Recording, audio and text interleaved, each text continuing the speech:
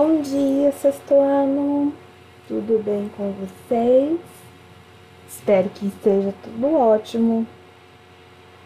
Hoje nós estamos iniciando aí o quarto bimestre ou seja, né, com o livro 4, módulo 4. E hoje, para nossa aula de gramática, nós estaremos estudando aí o início aí, né, os preceitos e exemplos de uma classe de palavras chamada verbo. Então, vocês estarão estudando verbo nesse início aí de quarto bimestre. E nós utilizaremos hoje o livro, ou seja, o módulo 4, tá? E começa lá na página 25, tá? Verbo 1. Então, nós iremos começar aqui hoje. Assim que nós terminarmos essa primeira parte, eu mostro para vocês quais serão os exercícios de casa. Se eu só alinhar aqui... Opa! Apareceu coisa aqui, né? Não. Pronto, agora foi. Então, hoje nós... Aqui começa na página 25. Então, a primeira coisa que nós precisamos saber sobre verbo o que é um verbo, como que um verbo aparece numa frase, numa oração, é de que verbo ele vai mostrar uma ação, ele vai mostrar um estado, uma condição, um fenômeno natural, ou seja, da natureza. Então, quando você fala aí correr, brincar, jogar, abraçar, tudo isso são ações. Então, eles são, né, se tem essas ações têm um nome, esse nome será chamado de verbo. Então, corri, correr, corri é uma ação. Então, essa ação é chamada de verbo. E aí, nós também, né, temos os verbos aí, né, que bem aparece aqui, né, no exemplo aqui, né, o fenômeno da natureza. Choveu muito em Manaus. Então, quando fala choveu, amanheceu, anoiteceu, são verbos. Esses verbos fazem parte aí dessa classificação aí do fenômeno da natureza, fenômeno meteorológico. Estado. Valéria estava doente e ficou feliz com as visitas que recebeu. Então, quando fala estado e condição, nós fazemos referência, estava, né? É um estado, e condição é o verbo ficar aí, né? O verbo ficou, foi conjugado. Nós estudamos no terceiro bimestre os pronomes. E dentro dos pronomes, nós estudamos os pronomes pessoais do caso reto. E eu falei para vocês durante várias aulas, durante as nossas lives, que como nós estaríamos estudando os verbos agora no quarto bimestre, era de extrema importância ter conhecimento dos pronomes, principalmente os pronomes pessoais do caso reto.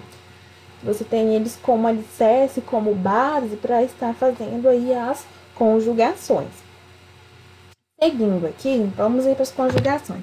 Nós temos 3 conjugações verbais. Mas o que são conjugações verbais? O que é uma conjugação verbal? É o verbo que não foi conjugado. Ele está no infinitivo. O que é um verbo no infinitivo? É um verbo que não tem conjugação, ele não foi conjugado. Então, se eu falo assim, amar, correr, partir, sorrir, todos esses verbos estão no infinitivo, porque eles não foram conjugados. Agora, se eu falo eu amei, amei já foi conjugado, então ele não está mais no infinitivo. Então, nós temos 3 conjugações, primeira, segunda e terceira. Os verbos. Como que eu vou fazer para saber qual a qual conjugação pertence? Todos os verbos terminados em ar pertencem à primeira conjugação. er, segunda conjugação, tá? E aí é onde entra aí né, o por, né, do poer, né, os verbos terminados em o, r, como o verbo por, e aqueles que têm, e aqueles que deles se derivam, sejam compor, dispor, supor, eles vão pertencer aí à segunda conjugação, mesmo que eles, né, estejam terminados em or, né, em or, tá? E terceira conjugação, ir. Então, só você imaginar aí, né, tirando a exceção aí do verbo por, ar, ir. Só você seguir igual as vogais, a, e, i. E aí, lembrando que o or, né, ele vai estar encaixadinho, ele vai estar lá junto na segunda conjugação. Então, são 3 conjugações, tá? Seguindo aí, nós temos a locução verbal, meninos. Eu já até falei com vocês, locução verbal é quando se tem 2 verbos. Nós temos um verbo auxiliar e um verbo principal. Então, olha aqui, tem até aqui no exercício, ó, estavam comprando. Estavam comprando é uma locução verbal. Tem-se aí o quê? 2 verbos. Né? Inclusive, esse exercício aí, ele pede para que você substitua essa locução verbal por apenas um verbo, né? E que tenha sentido. Então, locução verbal é uma expressão que é formada aí por 2 verbos, né? Pode ser que apareça uma com mais de 2, mas na maioria das vezes 2 verbos, um verbo auxiliar e um verbo principal. E aí aqui nós temos, né, os principais verbos auxiliares. O que serve o verbo auxiliar? O que é algo auxiliar? É aquele verbo que vai estar ali dando uma mãozinha, né, uma ajudinha para a frase ter sentido. Então, naquele momento, olha o exemplo aí da letra D. Naquele momento, todos estavam comprando. Se você retira o estavam, aí você lê, naquele momento, todos comprando, a frase fica estranha, ela fica ilógica, ela não tem sentido. Então, o verbo auxiliar, ele é de extrema importância, porque ele vai complementar aí a parte semântica, a parte dos significados, tá bom? Então, locução verbal é a junção de 2 ou mais verbos, para dar um sentido, para ter um sentido. Vamos agora falar sobre as formas nominais dos verbos. O que é forma nominal? Meninos, as formas nominais dos verbos, a partir do momento, né, que nós falamos sobre verbos, nós temos várias pontuações a serem feitas. Então, por isso que é um conteúdo extenso, ele exige muitas aulas. Então, aqui é só o início, é só a primeira pincelada, tá? Forma nominal, né? O que é uma forma nominal? É a função aí, né, do verbo. É o jeito que o verbo está escrito, né? O jeito que ele está aparecendo. Então, nós temos aí 3. Infinitivo, gerúndio e particípio. O infinitivo nós falamos agora há pouco. O verbo no infinitivo é aquele que não foi conjugado. De jeito nenhum. Ele é terminado em ar, er ou ir. E aí nós temos os exemplos aí: pular, comer, fingir, passar, tá? Gerúndio são os verbos terminados em NDO. Pulando, correndo, fingindo, lendo. Então, os verbos no gerúndio são aqueles verbos que eles apresentam o sentido de quê? De que uma ação está acontecendo naquele momento presente. Em seguida, nós temos os verbos no particípio, que são os verbos terminados em ado, ido. Fulano havia pulado. Fulano havia fingido. Fulano havia comido um pedaço de melancia. Então, isso aí, ele indica que, né, que essas ações aí aconteceram no passado, esses exemplos que eu dei para vocês. E são verbos terminados em ado, ido, ou seja, eles pertencem aí ao particípio.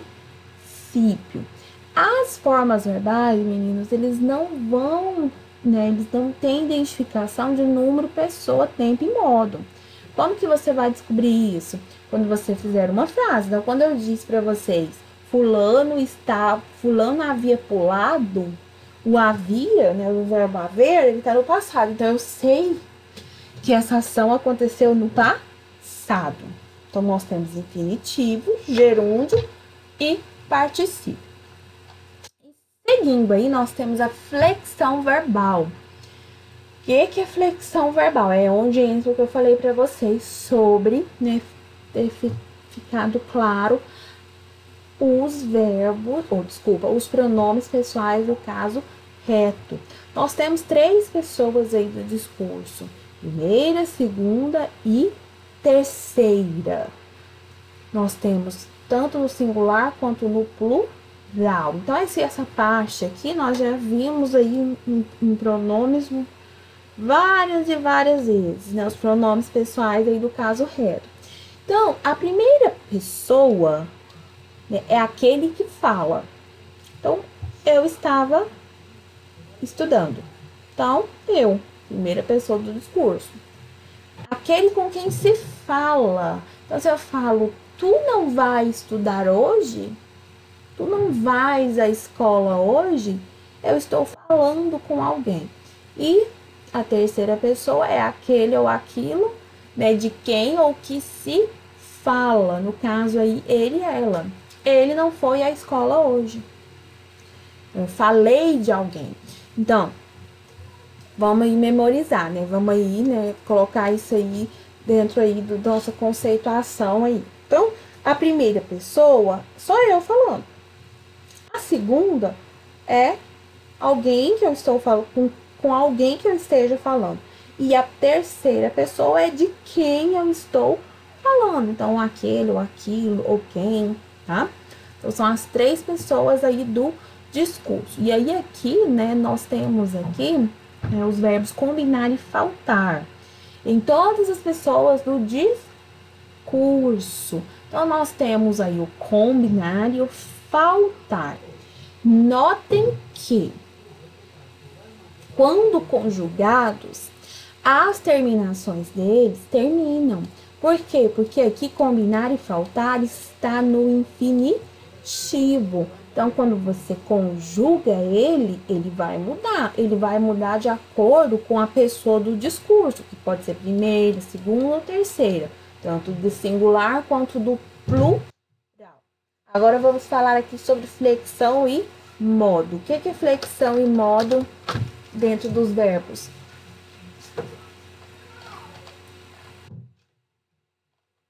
Eu fui demais, gente. Flexão e modo. Flexão e modo. Então, nós temos aí os modos verbais. Nós temos o imperativo, o indicativo e o subjuntivo. Nomes muito parecidos, porém com significados bem diferentes. Então, se eu falo que um verbo está no imperativo, eu estou dizendo, esse meu verbo ele vai expressar uma ordem, um pedido, um conselho, uma orientação. Então, se eu digo assim, sente-se à mesa. Se eu falo sente-se à mesa, esse sente-se é um verbo, porque é uma ação, mas ele tá no modo imperativo, porque eu estou pedindo para que você se sente à mesa. Depois, nós temos os verbos no modo indicativo. Verbo no modo indicativo, ele expressa certeza, convicção. Então, é quando você tem certeza que está acontecendo o quê? Alguma coisa. E no subjuntivo, uma hipótese, algo que fica em dúvida, você não sabe se realmente vai ou não acontecer. Então, nós temos verbos no imperativo, indicativo, subjuntivo. Lembrando que aqui nós estamos começando a falar sobre os verbos. Todas essas conceituações que eu estou mostrando aqui para vocês, utilizando o livro, nós iremos estudar durante as lives, que aí nós usamos outros tipos de materiais, tá? Seguindo aí, flexão de tempo. O próprio nome já fala, meninos, que tempo. O que é tempo? Pretérito, presente ou futuro. Ah, professora, o que é pretérito? Pretérito é passado. Posso falar passado? Pode, mas o ideal é falar pretérito, tá? O pretérito são verbos que indicam algo que aconteceu, né, antes daquele momento que a pessoa está falando. Então, aconteceu lá no passado. O presente é uma ação que está acontecendo naquele momento da fala. E o futuro é algo que ainda vai acontecer. Né? Então, pretérito, passado pretérito, que pode ser dito como passado, presente e futuro. Tudo bem? Aí agora, tudo isso aqui, né, vem de encontro aqui com os exercícios, porque o livro de vocês, deixa eu tirar esse aqui, ele, vou tirar essa parte aqui também, da agonia desse aqui, peraí. O livro de vocês tem as explicações misturadas aí com os exercícios. Então, vocês vão fazendo esses exercícios, tá? E aí, na nossa live de... Hoje é segunda, de depois de amanhã, quarta-feira, tá? Dia 21, nós estaremos continuando falando aí sobre verbos, só que de forma ao vivo, tá? E com mais exemplificações. Vou abrir meu outro slide aqui, esse aqui, para mostrar para vocês as páginas dos exercícios que vocês estarão fazendo. Opa, não veio aqui, peraí. Deixa eu só consertar aqui, meninos. Eu fiz da 25 a 31. Eu fiz o slide e acabei esquecendo de colocar a página. Que coisa. Esse aqui já atualizou. O que a gente atualiza? Opa, foi lá para uma outra página. Deixa eu atualizar.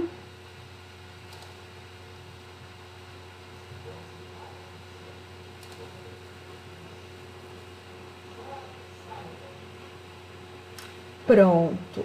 Então, exercícios da página 25 a 31. Lembrando que aqueles que vocês não conseguirem fazer durante, né, o momento aí de vocês de estudo, nós estaremos fazendo aí durante a nossa live, que é para tirar dúvida, que é para explicar conteúdo, que é para conversar sobre as nossas matérias, sobre, enfim, dúvidas aí com relação a exercícios e o conteúdo em si. Tá bom, meninos? Beijo para vocês, uma ótima semana, um bom início de quarto bimestre e até a nossa próxima aula. Tchau, tchau!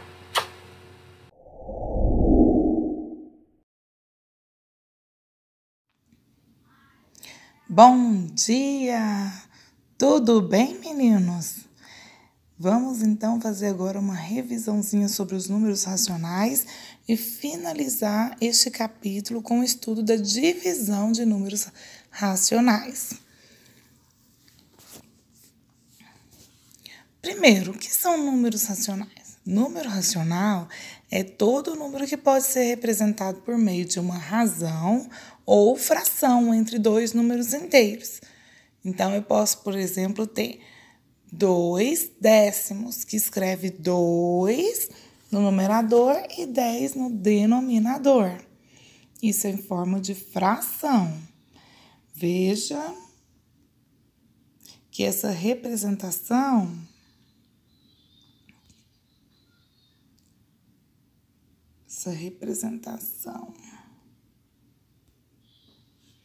como que seria 2 décimos? Ou seja, 2 está para 10.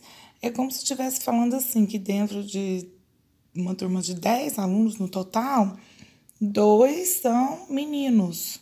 Como que eu poderia representar isso em forma de número decimal? Nós vimos que 0 no denominador significa que vai ter uma casa depois da vírgula. E eu tenho que colocar esse 2 como sendo o meu número principal. Se ele tem que aparecer uma casa depois da vírgula, é ele que vai ficar depois da vírgula. Então, eu vou contar da direita para a esquerda uma casa, põe uma vírgula e vou pôr um 0 para segurar a vírgula. Então, 2 décimos, essa posição é exatamente a primeira casa depois da vírgula, 0,2 ou 2 décimos.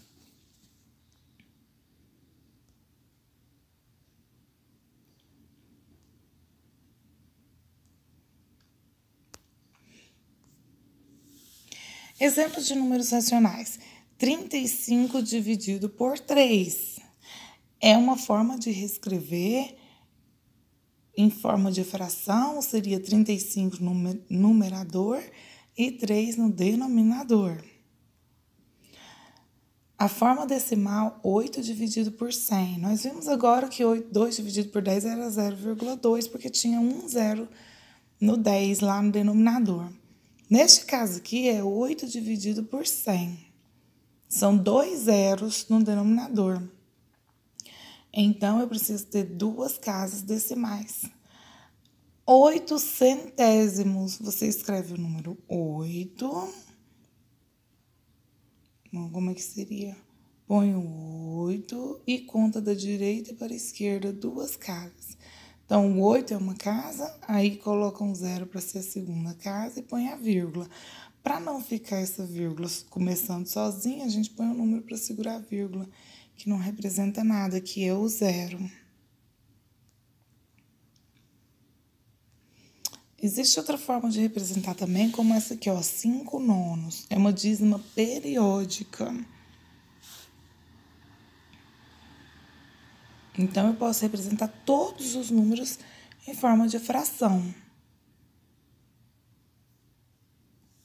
Transformação de números decimais em frações decimais. Observe os seguintes números decimais. 0,8 lê-se 8 décimos, ou seja, 8 no numerador e 10 no denominador. 0,65 lê-se 65 centésimos, ou seja, 65 no numerador e 100 no denominador. Como eu falei anteriormente, 2 casas depois a vírgula significa que é o 100 no denominador.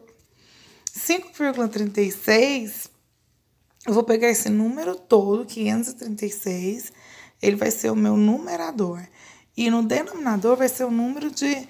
Vai ser 10, 100 ou 1000, depende do número de casas da vírgula, depois da vírgula. Se tem 2 casas, então é o 100, porque o 100 tem 2 zeros. É um zero para cada casa depois da vírgula. Veja só, esse 0,047 lê-se 47 milésimos. Ou seja, vou pegar o número todo, que é 47, e embaixo eu vou colocar 10, 100 ou 1000, depende de quantas casas depois da vírgula. São 3, então vai ser o 1000, um zero para cada casinha. Verifique então, veja só. 0,8 tem uma casa depois da vírgula, que é o 8, não é? Eu vou pegar o número todo, que é 0,8, 0,8, 0 não conta porque está para a esquerda.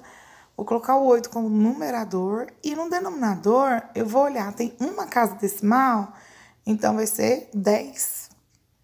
Então, 8 décimos. Veja o exemplo 0,65. São 2 casas decimais. Bem, o meu numerador vai ser o 65, é o número todo, tá? É 0,65, mais 0 à esquerda não vale nada. E o denominador vai ser 10, 100 ou 1000, depende do número de casas depois da vírgula. Tem 2 casas, então é 100. É um zero para cada casa. Veja agora o número 5,36. Eu vou pegar o número todo para ser o numerador, o de cima, 536. E o de baixo é um zero para cada casa depois da vírgula. Tem 2 casas, 2 zeros, então vai ser o 100 no denominador. E o 0,047, o número todo é 47, porque 0 à esquerda não vale nada. Mas pode pôr, professor? Pode, mas não representa nada. E ele tem 3 casas, né? Ele é 3 casas depois da vírgula nesse número. Então, são 3 zeros, ou seja, o número 1000 no denominador. Assim, o número decimal é igual à fração que se obtém escrevendo para numerador o número sem vírgula e dando para o denominador a unidade seguida de tantos zeros quantos forem as casas decimais. Então, você pega o número todinho, o número todo, volta aqui na letra, nessa representação aqui do 0,047, você pega o número todo, 47, e o denominador vai ser quantas casas tiver depois da vírgula.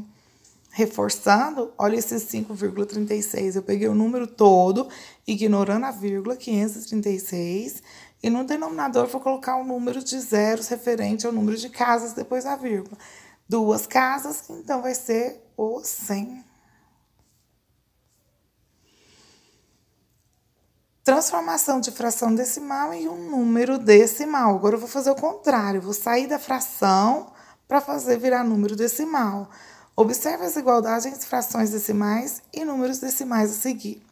15 décimos. Gente, você vai pegar um número todinho e colocar na frente. 15, beleza? Põe lá na frente.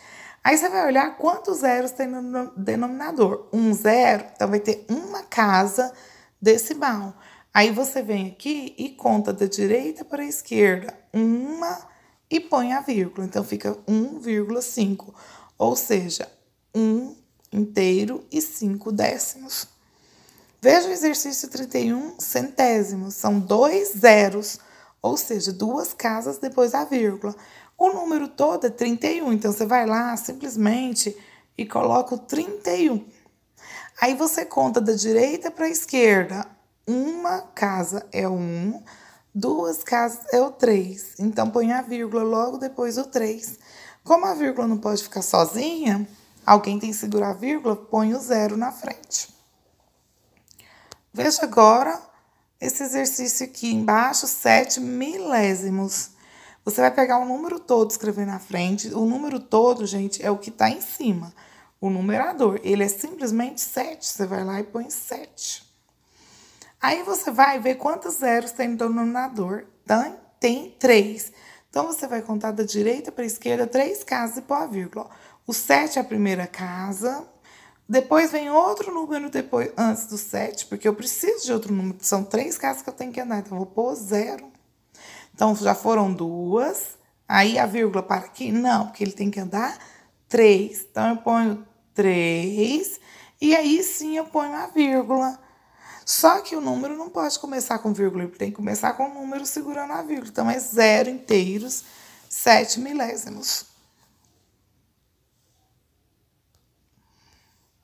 Veja agora esse exemplo aqui.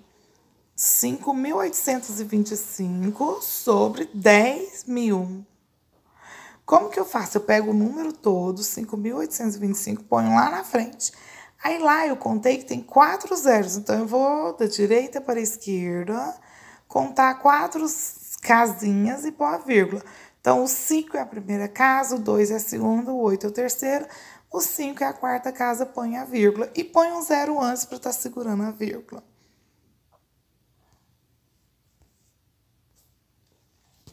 Agora falamos também sobre operações com números racionais.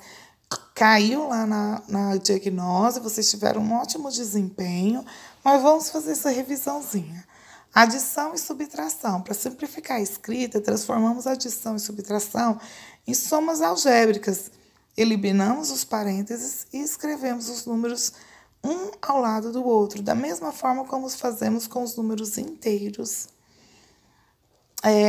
Vamos supor aqui, né? Exemplo 1, 17/24 mais menos 5 sextos.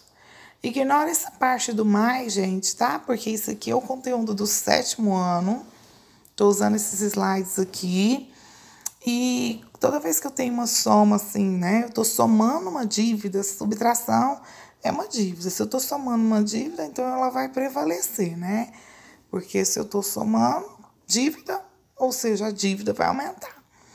Então, o que eu tenho aqui? Eu tenho 17/24 menos 5 sextos. Primeira coisa que eu tenho que fazer aqui é tirar o mínimo de 24 e de 6. Por que tirar o mínimo, professora? Porque eu tenho que igualar os denominadores para depois fazer a operação com os numeradores. Como 24 e 6... O 24 é múltiplo de 6, porque 6 vezes 4 é 24, eu nem preciso fazer o mínimo, porque é o número 24 que vai ficar debaixo dos dois. Tem uma regra, uma propriedade que diz que quando os denominadores são múltiplos, prevalece o maior. Portanto, vou colocar 24, né? E 24, e vou ver o seguinte, que o 17 vai ficar 24, o mínimo eu vou dividir pelo de baixo e multiplicar pelo de cima. Então, eu tenho 24 dividido por 24 é 1. 1 vezes 17 é 1 vezes 17. Agora, 24 dividido por 6 é 4. E 4 vezes 5 é 20. Então, mais adiante, eu tenho a operação do 17 menos 20 sobre 24. E aí, isso aqui, gente, eu tô pegando um slide pronto, tá? Por isso que apareceu esse exemplo. Quando você tem 17 e perde 20, com o que você fica? Ah, professor, isso não é possível. Realmente, aqui não é possível, mas dentro do conjunto dos números inteiros, que vocês vão ver mais adiante, isso é possível. Você fica devendo 3. E essa dívida é representada com um menusinho lá na frente. E então, o numerador vai ficar menos 3 e o denominador 24. Se eu simplificar dividindo o de cima e o de baixo por 3, o 3 dividido por 3 é 1 e o 24 dividido por 3 é 8. O que você tem que observar aqui? Que tanto na soma quanto na subtração, você precisa igualar os denominadores para poder depois fazer operação com o numerador, tá bom? Se você não entendeu esse exemplo, tenha paciência, você vai entender os mais adiante.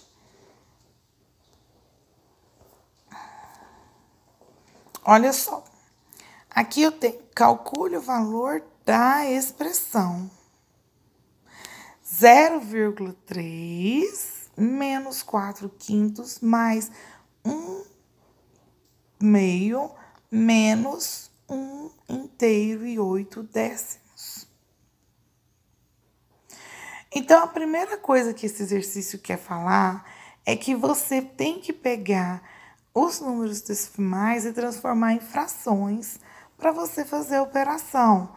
Ou você pode pegar a fração e transformar em números decimais também. E esse é o próximo passo que nós veremos. Esse exercício aqui também envolve os números inteiros, que é o conteúdo do 7º ano. Por isso, eu vou pular, tá bom? Como eu disse para vocês, eu peguei esses slides prontos e eu vou representar essa soma e essa subtração através de uma fração para igualar os denominadores do jeito que foi feito aqui e depois eu poder fazer a operação com o numerador. Mas nós vamos ver isso bem adiante, tá? Não se preocupe com isso nesse momento. Mas a multiplicação e a divisão, como que funciona? Bem, na soma e na subtração, nós vimos que a gente tem que igualar o denominador e fazer a operação com o numerador. Beleza? Não fiz aquele exemplo anterior porque estava envolvendo os números decimais, mas isso nós já fizemos muitas vezes também. Agora, na multiplicação de frações, é numerador com numerador e denominador com denominador. Veja só. Devemos multiplicar numerador com numerador e denominador com denominador, assim como é mostrado no exemplo.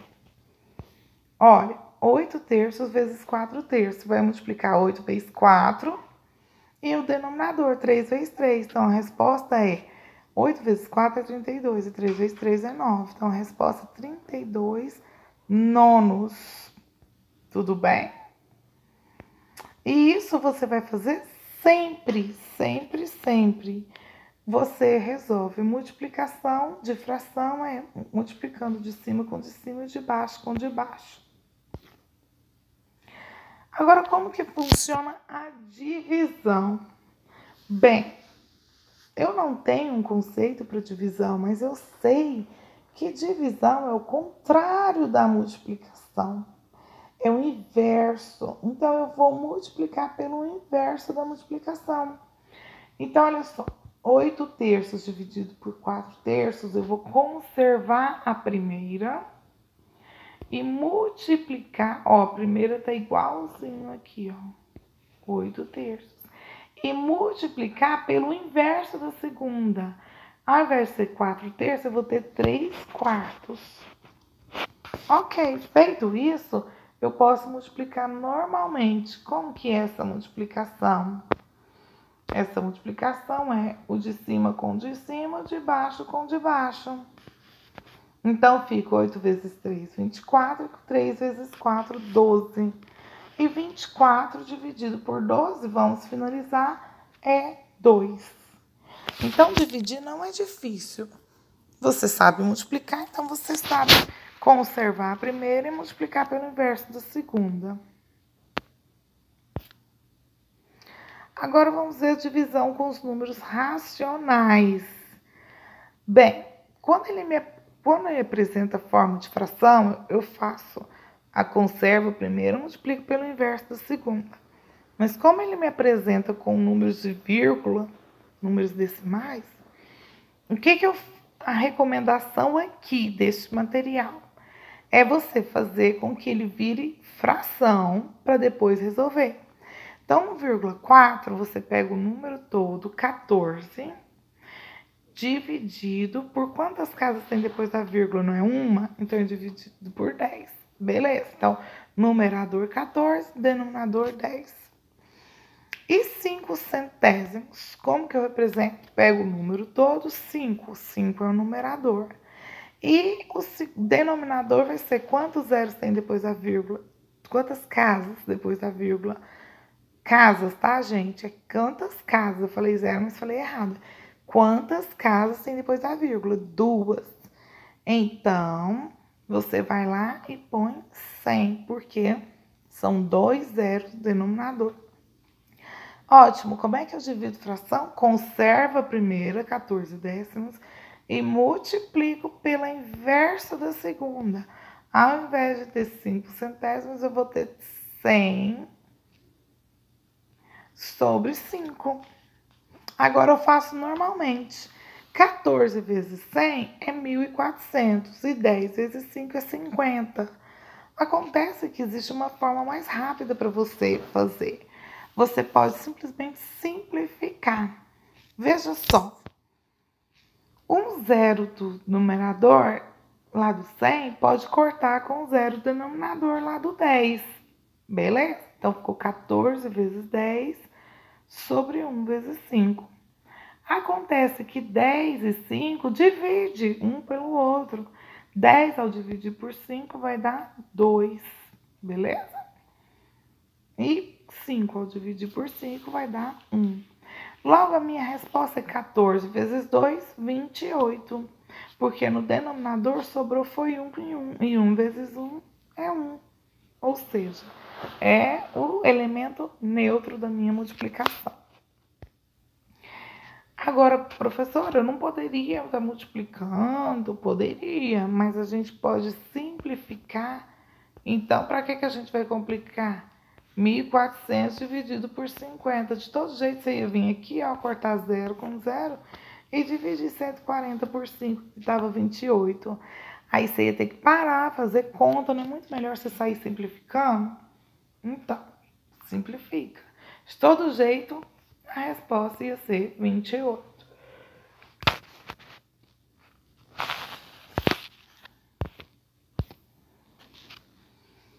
Mas existe um método prático para você estar dividindo, né?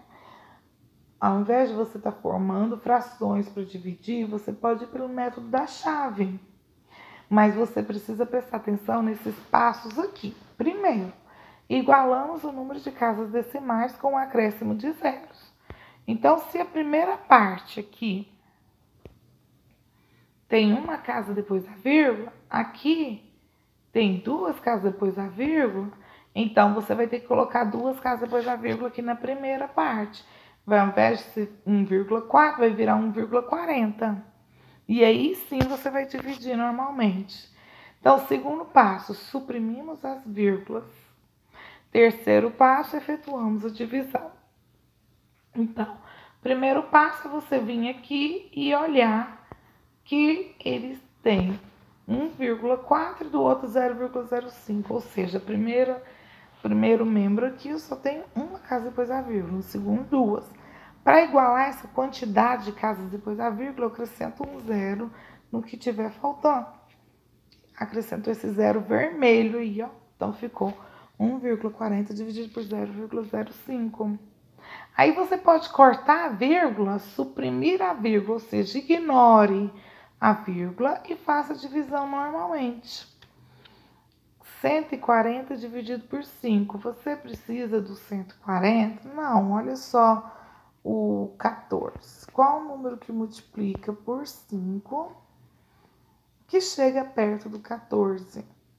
Bem, se for 3, é 3 vezes 5 é 15, passa. Então tem que ser 2. 2 vezes 5, 10. Beleza? Quando eu tiro 10, olha aqui, 140 dividido por 5. 2. 2 vezes 5, 10. Quando eu tiro 10, sobra 4. Abaixo do zero, fica 40. 40 dividido por 8 vai ser qual o número que multiplica por 5 que chega perto ou igual a 40? É o 8. 8 vezes 5, 40. Tira 40, sobrou 0. Então, a resposta é 28. Aqui nessa resolução, ele já foi direto, ele já foi bem no chão. 28 vezes 5. Vai tentando até achar o número que multiplica por 5, que dá 140.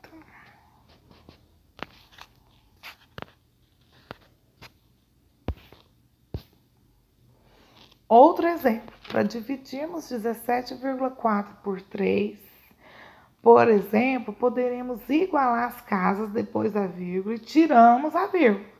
Depois faz a divisão normalmente de 174 por 30. Então, vamos lá. Primeiro passo. Você olha aqui. Aqui tem 17,4 e aqui só tinha 3. Para dividir um pelo outro, eles precisam ter o mesmo número de casas decimais. Então, você vai acrescentar uma vírgula e um zero depois do 3. Agora sim, tem uma casa depois da vírgula no 3 e tem uma casa depois da vírgula depois do 17, que é o 4. E feito isso, você ignora, tira a vírgula. Tirou, faz a divisão normalmente. 17 divide por 3, pensa só o primeiro número, 5. Então, você vai lá e qual o número que multiplica por 3 que chega perto de 17? É o 5, porque 5 vezes 3 é 15. Acontece que eu estou multiplicando também o zero. Então, fica 5 vezes 30, 150. Então, eu vou lá e subtraio 150 de 174. Sobra 24. 24 dá para dividir por 30? Não. Mas eu quero continuar dividindo. Então, você põe vírgula e acrescenta o zero depois do 24. Agora sim, qual o número que multiplica por 30 que chega perto do 240 ou dá 240? 8. 8 vezes 30 é exatamente 240. Põe 240, passa a barra, o traço e faz a subtração, que é zero. Então, a resposta é 5,8. Olha só, talvez você esteja aí assistindo e pensando, mas que hora a professora vai ensinar igual ela sempre ensinou? Para você que é novato na escola, começou esse ano, talvez você nunca tenha ouvido falar, porque eu inventei uma técnica com os meninos que é justamente para a gente não se perder. E toda vez que fala de dinheiro, ninguém se perde. É a coisa mais interessante, ninguém se perde. Todo mundo quer entender de dinheiro. Veja só, na minha carteira eu tenho esse número aqui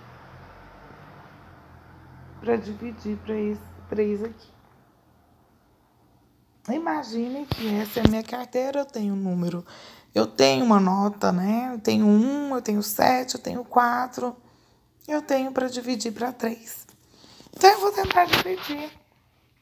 Mas atenção, essa divisão só é possível se tiver número de vírgula e de casas decimais do lado esquerdo e do lado direito iguais. Então, eu vou acrescentar uma vírgula zero também, né, o mesmo sistema para o meu divisor ficar igual ao meu dividendo. Deixa eu só escrever menorzinho, porque eu tô com dificuldade, tá? Vou precisar de espaço aqui, ó. Então, fica 17,4, né? Dividido por 3. Uma casa depois da vírgula, beleza, uma casa depois da vírgula. Corta essa vírgula, deixa eu cortar aqui com azul.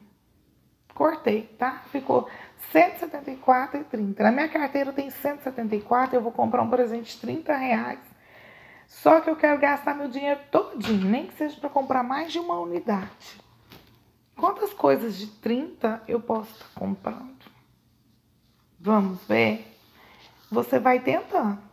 Se você comprar uma coisa de 30, vai sobrar dinheiro demais.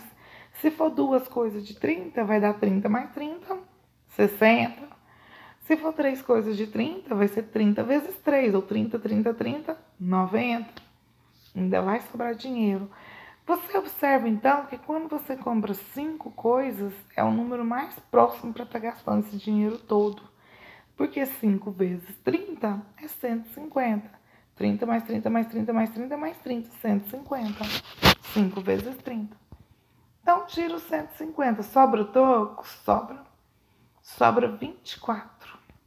Acontece que você quer gastar mais. Então, você abre a carteira. O que é abrir a carteira? É pôr essa vírgula bem aqui, ó. Não, essa cor não ficou boa. É colocar essa vírgula bem aqui, depois do 5. Aí ele me autoriza a abrir a carteira e pegar quanto de zeros eu quiser mais para estar acrescentando. Então, eu vou acrescentar um zero. Por quê? Porque 24 não dá para comprar uma coisa de 30, mais 240 dá. Compra quantas coisas? 30 vezes quanto que tá perto do 240. Você pega um rascunho e vai tentando. Mas se você olhar só o primeiro número, 3, você pensa, qual o número que multiplica por 3 que chega perto da 24? É o 8. Então, 8 vezes 30 é 240. Menos 240, sobrou 0. Então, a ideia é, abre a carteira, vírgula, e a ideia é usar todo o dinheiro que você tem para estar comprando o que você deseja.